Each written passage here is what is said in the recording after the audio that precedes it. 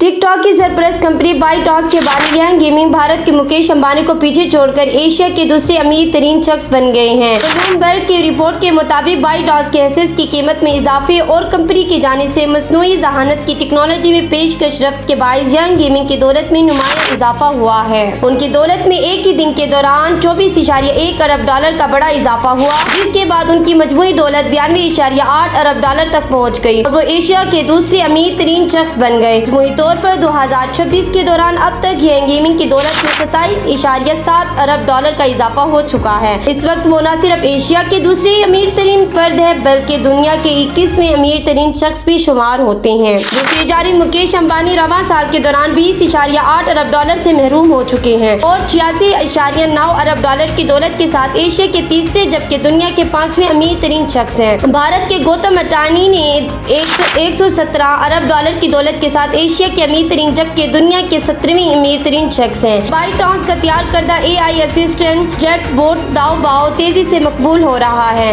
और इसके सार्फिन की तादाद 30 करोड़ से तजावुज कर चुकी है। एशिया और चीन के अमीर तरीन अफराद में शामिल होने के बावजूद यांग गेमिंग निहायत सादा और खामोश जिंदगी गुजारते हैं। इनकी जाती जिंदगी के बारे में बहुत कम मालूमात दस्तयाब हैं। यांग गेमिंग 1983 में चीन के सूबे फुजियान में पैदा हुए। उनके वालिदैन सरकारी मुलाजिम थे। उन्होंने 2005 में ननकाई यूनिवर्सिटी से सॉफ्टवेयर इंजीनियरिंग में ग्रेजुएशन किया।